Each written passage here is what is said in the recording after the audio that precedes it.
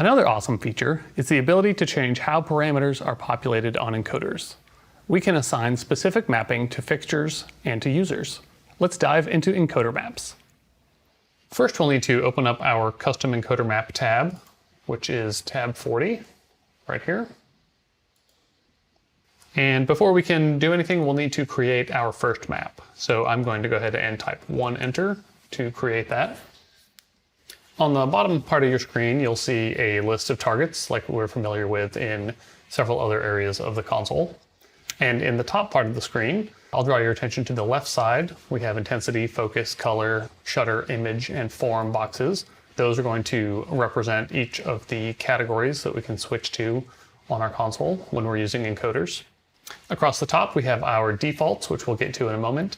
And below that, we have our encoder pages. So we can have up to 25 pages of encoders per category. To build our first one, let's go ahead and select focus here. And I'm going to select the first box here, which is going to correspond with the first encoder. We will get a pop-up menu here looking for a parameter. And this is going to look a lot like the pop-up menu we see in the fixture editor. So here I can choose parameters from a fixture profile. This will show us all the profiles currently patched in the show. I can get parameter sets. We'll look at that in a moment. I can use common parameters. These are some of the more commonly used parameters you'll find. And then I have all 6 categories here. And under each of these is every parameter that is in the library in any fixture. So they are quite extensive.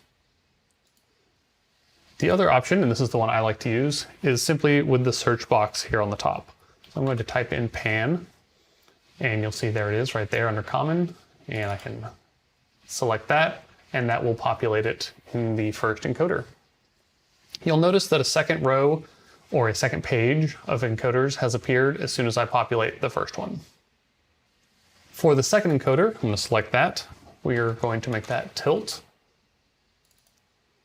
The third one, I want to be zoom. And the fourth one, I want to be edge. The fifth column is for our widget. This is a selectable option. We have some color pickers here, we have a shutter tool, and we have some color control that will populate in the encoder display area of our hardware or software. For today, let's pick the CIE XY color picker. We'll leave that there. All right, so we've set up our first page on this encoder map on the focus category. Let's switch to the color category and start to set that one up. For this one, go ahead and click the first box again. Again, that's the first encoder. And now we're going to use one of those parameter sets. So I'm going to make this first one be RGB. And you'll see that that populates red, green, and blue for me so that I don't have to find each of those 3 individually. It's just a little bit of a shortcut. And on the second row, which has appeared, I'm going to use another parameter set, CMY. And now I want the fourth encoder, which we haven't assigned yet, on each page to be CTO. So I'm just going to use my search box to find CTO. And I want to be able to access that from either page. So that's why I'm going to put it on both there. And also notice that by default, the widget on the color category is the CIE XY widget. We'll talk a little bit about those different colors over there in just a moment. For now, this is all we're going to do on this encoder map. So we are going to give it a label of default. Now we need to actually assign this as our default encoder map. The default encoder map is assigned per user, and we can do it right up here at the top. Just click that box and say 1 enter. This setting can also be found in setup. So that will be under setup, user settings, and manual control. And it's right over here under encoder map. Let's go into live and see how we can apply a custom encoder map. I'm going to open up my encoder display. And I'm going to select channel 101. So right now we are looking at the standard EOS mapping. These parameters are mapped to these encoder categories based on the fixture profile. If you are on a console with a dedicated encoder screen, your custom button will be located on the screen here. If you are on a console without a dedicated encoder touchscreen, you can simply use the custom button located here in the encoder display. I'm going to go ahead and enable that now by clicking on that. You'll see that inside the custom button, it displays the current map being used. In this case, it's the default. I'm here on the focus category, and when I enabled custom, you can see that pan and tilt are still where they were, but now zoom and edge are also present because that is what we defined in our default encoder map.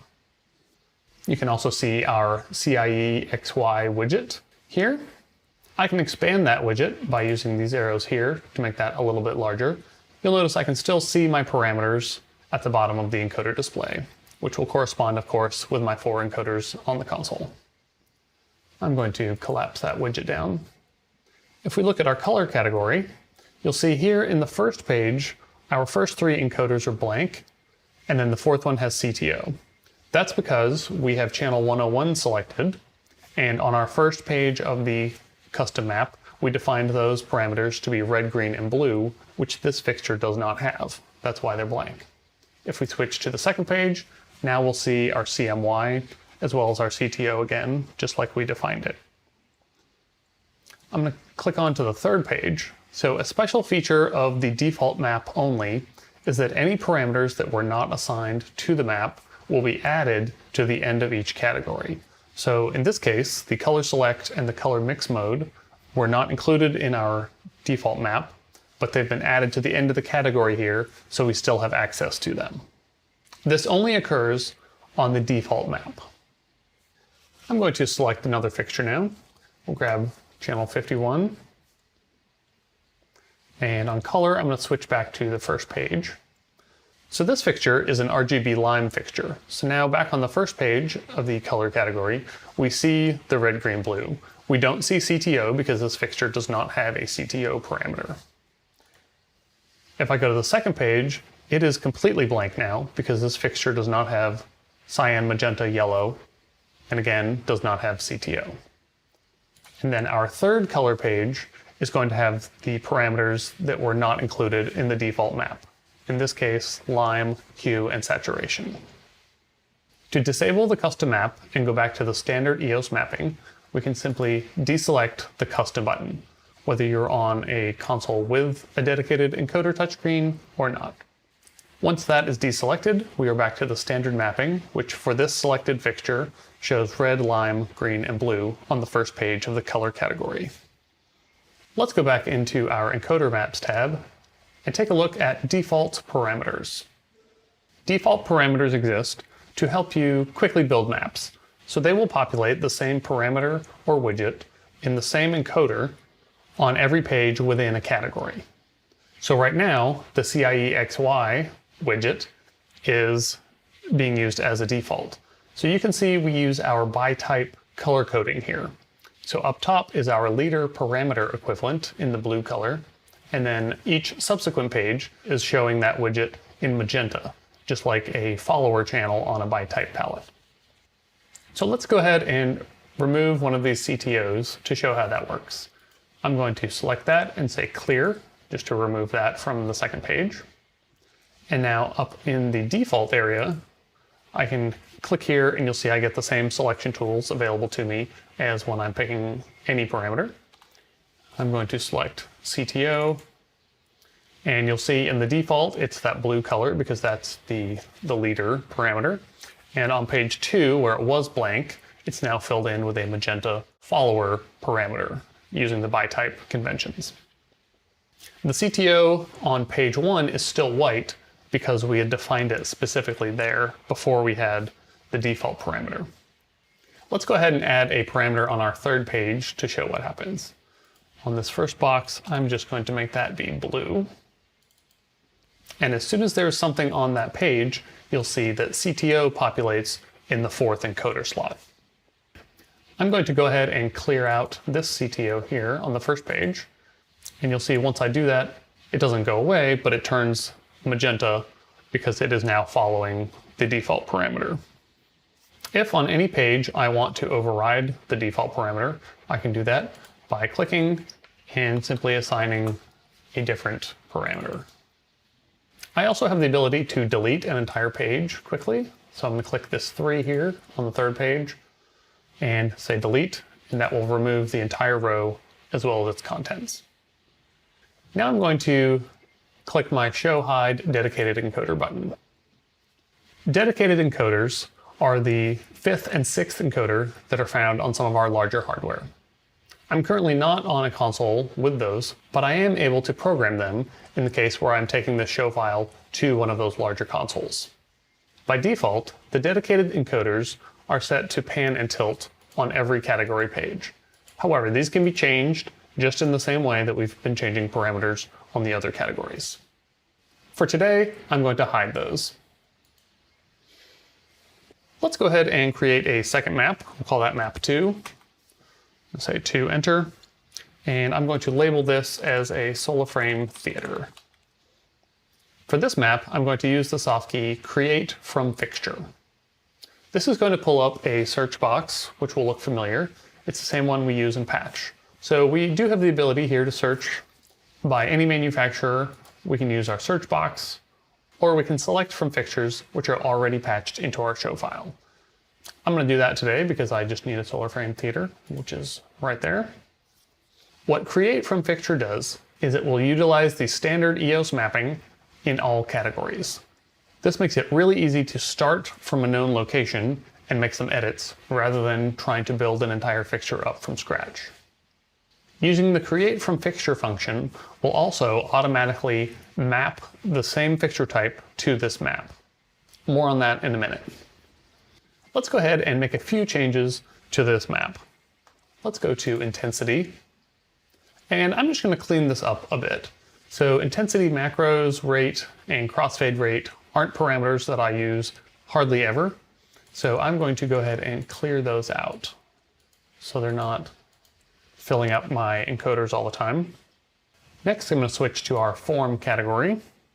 I'm going to delete the second row, which again will remove all of the parameters as well as the page itself for now.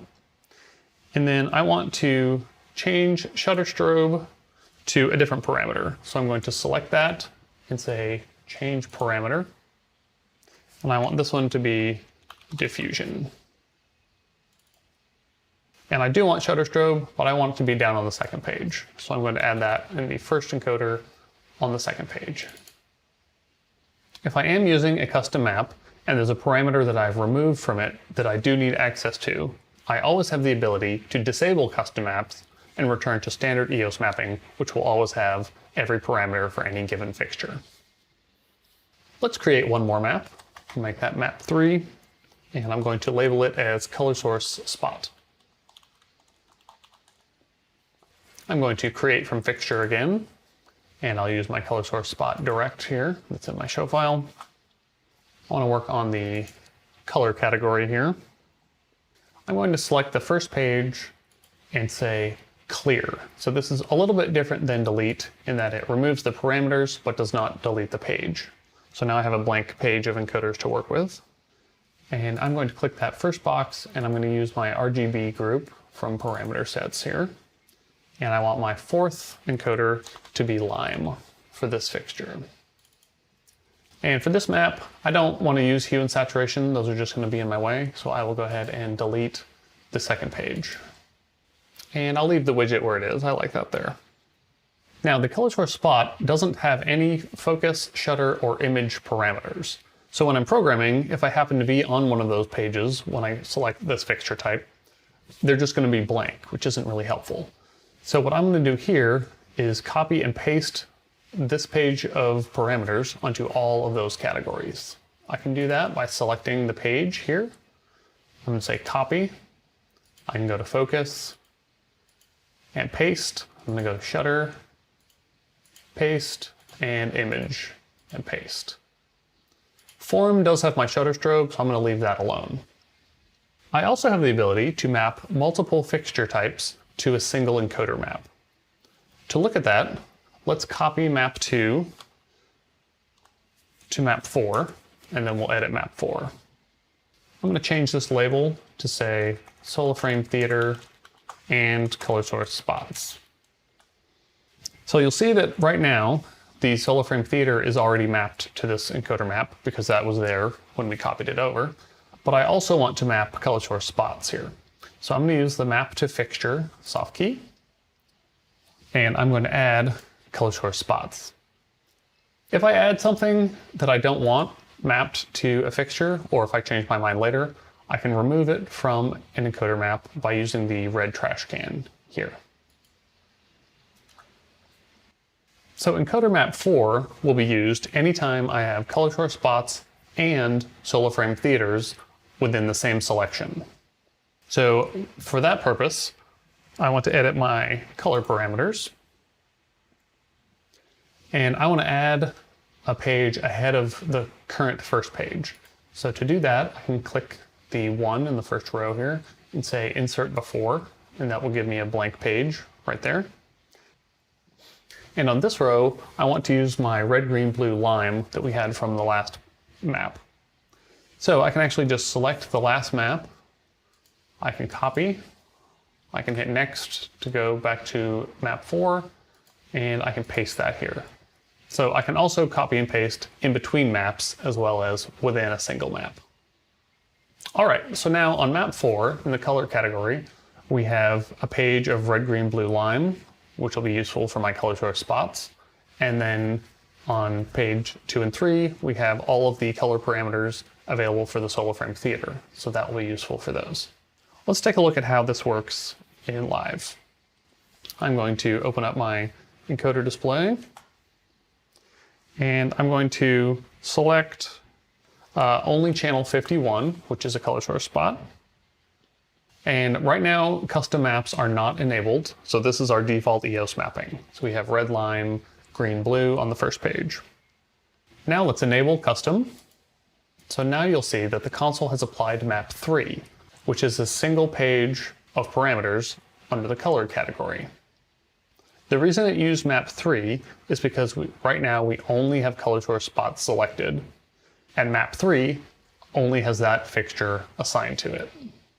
If we change our selection, say to 51 and 101, which is a color source spot and a Solar Frame Theater, now you'll see in the custom button that we are using our Solar Frame Theater and color source spot map, which is map 4. Again, this is based on our current selection while we have custom encoders enabled.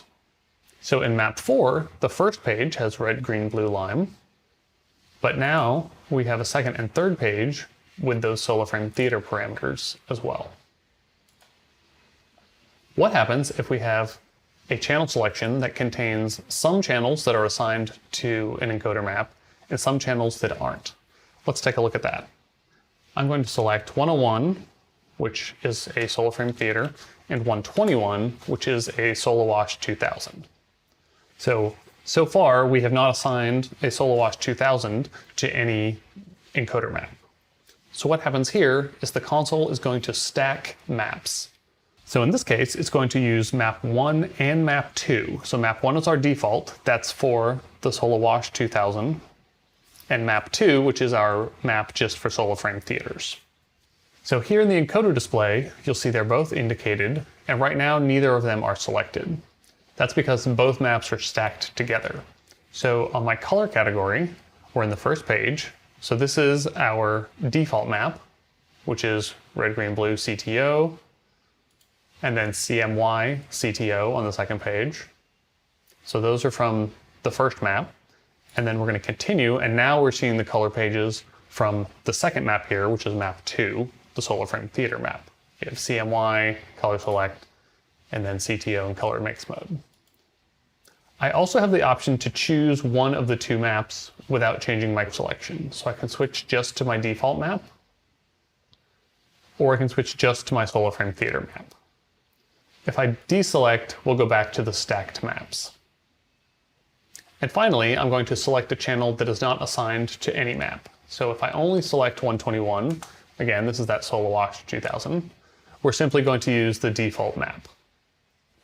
In the circumstance that multiple maps meet the same criteria, so for example, if you had 3 separate maps that all had a single fixture type assigned to them, and you had selected that fixture type, the console is going to use the lowest numbered encoder map. For the moment, I'm going to disable custom. Let's go back into encoder maps to look at how we can filter maps to different users. First, I'm going to copy map 2 to map 2.1. And I'm going to hit last to go back to map 2. And now I'm going to use my filter to users soft key. So for this one, I'm going to just say user 1, enter, and I'm going to hit next, and I'll say filter to users 2 through 3. In this example, let's say that user 1 had a particular setup that she liked to use when she was programming solo frame theaters. So that could be edited and be independent from the setup in map 2.1, which is what users 2 and 3 prefer. So with the current setup, if custom encoders are enabled, if user 1 selects solo frame theater fixtures, the console is going to use map 2. If user 2 or 3 selects solo frame theaters, the console is going to use map 2.1. If another user, such as user 4, selects solo frame theaters, that user will get the default map, because user 4 is not assigned to any of the solo frame theater specific maps. To restore a map to all users, simply select the map, say filter to users, and press enter. Encoder maps are a great way to get a customized layout by user and by fixture.